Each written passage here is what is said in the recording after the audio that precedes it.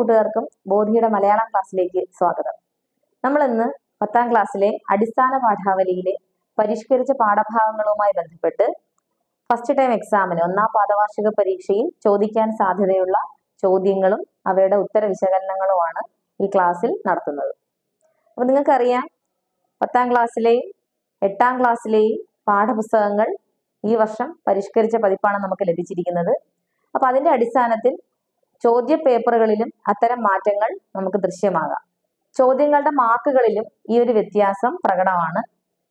1 മാർക്കിന്റെ 4 ചോദ്യങ്ങളും 3 മാർക്കിന്റെ 3 ചോദ്യങ്ങളും 5 മാർക്കിന്റെ 4 ചോദ്യങ്ങളും 7 മാർക്കിന്റെ 1 ചോദ്യവും എന്ന ക്രമത്തിലാണ് ചോദ്യോത്തരം ചിട്ടപ്പെടുത്തിയിരിക്കുന്നത്. അപ്പൊ ഈ ചോദ്യങ്ങളിൽ പലതിലും നമുക്ക് ഓപ്ഷൻ ഉണ്ട്. അത് ചോദ്യ നമ്പരോടൊപ്പം A, B എന്നിങ്ങനെയാണ് 2 ചോദ്യങ്ങൾ ഉൾപ്പെടുത്തിയിരിക്കുന്നത്. അപ്പോൾ അതിലേതെങ്കിലും ഒരു ചോദ്യം നമുക്ക് തിരഞ്ഞെടുത്ത് എഴുതാവുന്നതാണ്. ചോദ്യങ്ങളുടെ എണ്ണം കൂട്ടുന്നതിന് പകരം ഒരു ചോദ്യത്തിൽ തന്നെ, ഒരു ചോദ്യ നമ്പറിൽ തന്നെ 2 വ്യത്യസ്ത ചോദ്യങ്ങളെ ഉൾപ്പെടുത്തിക്കൊണ്ടാണ്, A പാർട്ട് B പാർട്ട് എന്നിങ്ങനെ 2 വ്യത്യസ്ത ചോദ്യങ്ങൾ ഉൾപ്പെടുത്തിക്കൊണ്ടാണ് പുതിയ ചോദ്യ പേപ്പർ നിങ്ങളുടെ കയ്യിലേക്ക് എത്താൻ പോകുന്നത്.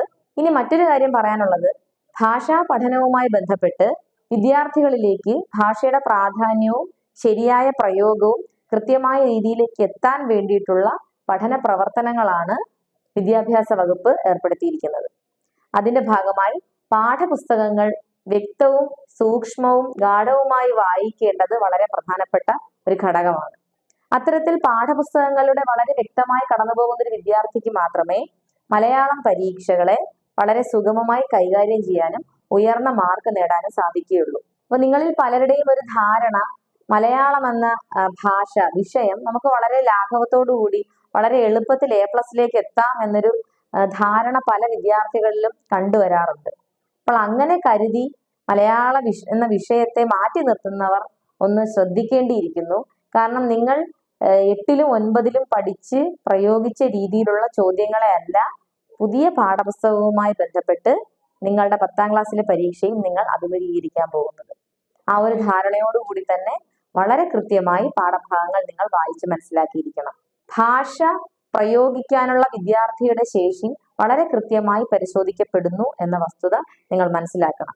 വായനയുടെ പ്രാധാന്യം എത്രമാത്രം പ്രസക്തമാണ് എന്ന് പുതിയ പഠന പ്രവർത്തനങ്ങളും പുതിയ പഠന പരിഷ്കാരങ്ങളും നമ്മളെ ബോധ്യപ്പെടുത്തുന്നതാണ്. പത്രവായനയിൽ പോലും ഗ്രേസ് മാർക്ക് നൽകുന്ന ഒരു സംവിധാനത്തിലേക്ക് ഇന്ന് വിദ്യാഭ്യാസ വകുപ്പ് എത്തിച്ചേർന്നിരിക്കുന്നത് അത്തരം വായനയുടെ പ്രാധാന്യം നിങ്ങളിലേക്ക് വളരെ ആഴത്തിൽ എത്തിക്കുന്നതിന് വേണ്ടിയിട്ടാണ്. അതുകൊണ്ട് തന്നെ വായന കൃത്യമായി നിങ്ങളിൽ ഉണ്ടാകണം. നിങ്ങളുടെ പാഠപുസ്തകങ്ങൾക്ക് പുറമെ മറ്റ് നിങ്ങൾക്ക് ലഭ്യമാകുന്ന നിങ്ങളുടെ അറിവ് വർദ്ധിപ്പിക്കുന്ന എന്ത് പുസ്തകങ്ങളെയും വായനശാലകളൊക്കെ നിങ്ങളുടെ ഒരു സ്ഥിരം ഇടമാക്കി മാറ്റിക്കൊണ്ട് പത്രം കൃത്യമായി വായിച്ചുകൊണ്ട് നിങ്ങളുടെ വായനാശീലത്തെ നല്ല രീതിയിൽ പരിപോഷിപ്പിക്കുക എന്നുകൂടി പറഞ്ഞുകൊണ്ടാണ് നമ്മൾ പാഠപുസ്തകങ്ങളിലെ പാഠഭാഗവുമായി ബന്ധപ്പെട്ട ചോദ്യോത്തരങ്ങളിലേക്ക് കടക്കുന്നത്. 10ാം ക്ലാസ്സിന്റെ അടിസ്ഥാന പാഠാവലിയിൽ 1ാമത്തെ യൂണിറ്റ് ആണ് നിങ്ങൾക്ക് ഈ ഫസ്റ്റ് ടൈം എക്സാമിൽ പഠിക്കാനായിട്ടുള്ളത്. അപ്പൊ ആ യൂണിറ്റിലെ ആദ്യത്തെ പാഠം ചിത്രകാരി എന്ന ഷാഹിന ഇക്കയുടെ ഒരു ചെറുകഥയാണ്. വളരെ ഹൃദയസ്പർശിയായ സമകാലിക പ്രസക്തിയുള്ള ഒരു വിഷയമാണ് ചിത്രകാരി എന്ന ചെറുകഥ നിങ്ങളോട് സംവദിക്കുന്നത്. ആ കഥയിൽ പറഞ്ഞിരിക്കുന്ന വർത്തമാനകാല സ്ത്രീ സമൂഹത്തിന്റെ പ്രശ്നങ്ങളെ കൃത്യമായി അടയാളപ്പെടുത്താൻ തക്കവണ്ണമുള്ള ചോദ്യങ്ങൾ നിങ്ങളുടെ ചോദ്യ പേപ്പറിൽ നിങ്ങൾ പ്രതീക്ഷിക്കണം. ആദ്യ ഭാഗത്ത് ക്വസ്റ്റ്യൻ പേപ്പറിന്റെ ചോദ്യ പേപ്പറിന്റെ ആദ്യ ഭാഗത്ത് 1 മാർക്കിന് ചോദിക്കുന്ന 4 ചോദ്യങ്ങളിൽ നിന്ന് പാഠപുസ്തകത്തിൽ നിന്ന് നേരിട്ടുള്ള ചോദ്യങ്ങൾ, അതായത് മനോഭാവം, കഥാപാത്രങ്ങൾ പറയുന്ന സംഭാഷണങ്ങൾ തന്നതിന് ശേഷം ആ സംഭാഷണങ്ങളിൽ അവർ ഉൾപ്പെടുത്തിയിരിക്കുന്ന മനോഭാവം എന്ത് എന്ന ചോദ്യത്തിന് 4 ഓപ്ഷനോടുകൂടി നിങ്ങൾ ചോദ്യം പ്രതീക്ഷിക്കേണ്ടതാണ്. വിഗ്രഹിച്ചെഴുതാനുള്ള ചില പദങ്ങൾ തന്നുകൊണ്ട് ഉള്ള ചോദ്യങ്ങളെ നിങ്ങൾ പ്രതീക്ഷിക്കണം. അതുപോലെ മറ്റൊരു പ്രധാനപ്പെട്ട ചോദ്യമാണ് കാര്യവും കാരണവും തന്നതിന് ശേഷം അതുമായി ബന്ധപ്പെട്ട് കാര്യം ശരി, കാരണം തെറ്റ്, കാര്യവും കാരണവും ശരി, കാര്യവും കാരണവും തെറ്റ് എന്നിങ്ങനെയുള്ള ഓപ്ഷൻസ് ഒക്കെ വരുന്നത്. ഇതെല്ലാം PSC തലത്തിലേക്കുള്ള ചോദ്യങ്ങളുടെ ഒരു മാതൃകയാണ്. അത് നിങ്ങൾക്കിപ്പോൾ ഹൈസ്കൂൾ തലം മുതൽ നിങ്ങളെ പരിശീലിപ്പിക്കുന്ന തരത്തിലേക്ക് വളരെ ഗൗരവമേറിയ ചോദ്യ രീതിയാണ് ഉൾപ്പെടുത്തിയിരിക്കുന്നത്. അപ്പോൾ ചോദ്യം കൃത്യമായി വായിച്ച് മനസ്സിലാക്കുന്ന ഒരു വിദ്യാർത്ഥിക്ക് മാത്രമേ ശരിയായി അതിന്റെ ഉത്തരത്തിലേക്ക് എത്തപ്പെടാൻ സാധിക്കുകയുള്ളൂ. നേരിട്ടുള്ള ചോദ്യങ്ങൾക്ക് പുറമെ നമ്മളെ ചിന്തിപ്പിക്കുന്ന ചോദ്യങ്ങൾ ഉൾപ്പെടുത്തുന്നു എന്നത് നിങ്ങൾ കൃത്യമായിട്ട് മനസ്സിലാക്കിയിരിക്കണം.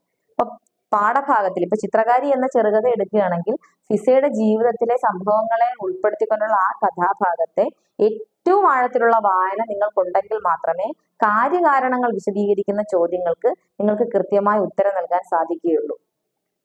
അപ്പൊ അത്തരത്തിലേക്ക് 1 മാർക്കിന്റെ ചോദ്യങ്ങളിൽ നിന്ന് വിഗ്രഹിച്ചെഴുതാനുള്ളവയും കാര്യവും കാരണവും എഴുതാനുള്ളവയും കഥാപാത്രങ്ങളുടെ മനോഭാവവും ഒക്കെ ഉൾപ്പെടുത്തിക്കൊണ്ടുള്ള ചോദ്യങ്ങൾ നിങ്ങൾക്ക് പ്രതീക്ഷിക്കാം. 3 മാർക്കിന്റെ ചോദ്യങ്ങളിലേക്ക് വരുമ്പോൾ ഓരോ പ്രയോഗങ്ങളുടെ അർത്ഥതലങ്ങളെ കുറിച്ച് ചോദിക്കാം. കഥാപാത്രങ്ങൾ പറഞ്ഞ സംഭാഷണ ശകലങ്ങളുടെ അർത്ഥസാധ്യത എന്ത്, സമകാലിക പ്രസക്തി എന്ത് എന്നിങ്ങനെയുള്ള ചോദ്യങ്ങൾക്ക് വളരെ ചുരുങ്ങിയ വാക്കുകളിൽ ഉത്തരം എഴുതേണ്ട 3 മാർക്കിന്റെ 3 ചോദ്യങ്ങൾ ഉൾപ്പെടുത്തുന്നു. പിന്നീട് 5 മാർക്കിന്റെ 4 ചോദ്യങ്ങളിൽ അരപ്പുറത്തിൽ എഴുതേണ്ട ചോദ്യങ്ങളാണ് ഉൾപ്പെടുത്തിയിരിക്കുന്നത്. അതിലും പാഠഭാഗവുമായി നേരിട്ട് ബന്ധപ്പെടുന്ന ചോദ്യങ്ങൾ തന്നെയാണ് ഉണ്ടാവുക. ഫിസയുടെ കഥാപാത്ര നിരൂപണം കൃത്യമായി നിങ്ങൾ നോക്കി വെച്ചിരിക്കുക. അതോടൊപ്പം തന്നെ ഹാഫിസ് എന്ന അവളുടെ ഭർത്താവിന്റെ മനോഭാവം എന്താണ്, ഒരു സർഗവാസനയുള്ള ഒരു പെൺകുട്ടിക്ക്, സ്ത്രീക്ക് വിവാഹാനന്തരം അതിനെ പരിപോഷിപ്പിക്കാൻ സാധിക്കുന്നുണ്ടോ, സമൂഹത്തിൽ സ്ത്രീകൾ അനുഭവിക്കുന്ന പ്രശ്നങ്ങൾ എന്തൊക്കെയാണ്, എല്ലാ തരത്തിലേക്കും സ്ത്രീ പുരുഷ സമത്വം മുന്നോട്ട് വെക്കുന്ന വിഭാവനം ചെയ്യുന്ന ഒരു സാമൂഹ്യ ഘടന നമുക്കിടയിൽ ഉണ്ടായിട്ടുണ്ടെങ്കിലും പൂർണ്ണമായ അർത്ഥത്തിലേക്ക് അത് പ്രായോഗികമായോ എന്ന നിങ്ങളുടെ അഭിപ്രായം, പല ചോദ്യങ്ങൾക്കും വിദ്യാർത്ഥികളുടെ സ്വന്തം അഭിപ്രായം കൂടി ഉൾപ്പെടുത്തിക്കൊണ്ട് വിശദീകരിക്കേണ്ട സാഹചര്യമാണുള്ളത്. അപ്പോൾ പാഠത്തിലെ ആശയത്തെ മാത്രം വിശദീകരിക്കുന്നതും നിങ്ങൾക്ക് ഉയർന്ന മാർക്ക് നേടാൻ പര്യാപ്തമാവുകയില്ല എന്ന് മനസ്സിലാക്കുക. നിങ്ങളുടെ സാമൂഹ്യ ബോധം എന്താണ്, ആനുകാലിക സംഭവങ്ങളെ കുറിച്ചുള്ള വിദ്യാർത്ഥിയുടെ അറിവ് എത്രത്തോളമാണ് എന്നിവ കൂടിയാണ് ഈ ചോദ്യങ്ങൾ കൊണ്ട് ഉദ്ദേശിക്കുന്നത്, പരിശോധിക്കുന്നത്. ഇപ്പൊ സ്ത്രീകൾ, നമ്മുടെ സമൂഹത്തിൽ സ്ത്രീധനത്തിന്റെ പേരിലൊക്കെ പെൺകുട്ടികൾ, യുവതികൾ ആക്രമിക്കപ്പെടുന്നത്, ആത്മഹത്യ ചെയ്യുന്ന വാർത്തകളൊക്കെ നിങ്ങൾ കൃത്യമായി കാണുന്നുണ്ടാവണം. ആ വിവരങ്ങളൊക്കെ നിങ്ങളുടെ ഉത്തര പേപ്പറിലേക്ക് ഉൾപ്പെടുത്താനുള്ള ഒരു ബോധ്യം നിങ്ങൾക്കുണ്ടാവണം. 7 മാർക്കിന്റെ ഉപന്യാസ ചോദ്യം ചോദിക്കുമ്പോൾ ഒരു മുഖപ്രസംഗമോ പ്രഭാഷണമോ ഒക്കെ ആയിരിക്കാം അതിൽ ഉൾപ്പെടുത്തിയിരിക്കുന്നത്.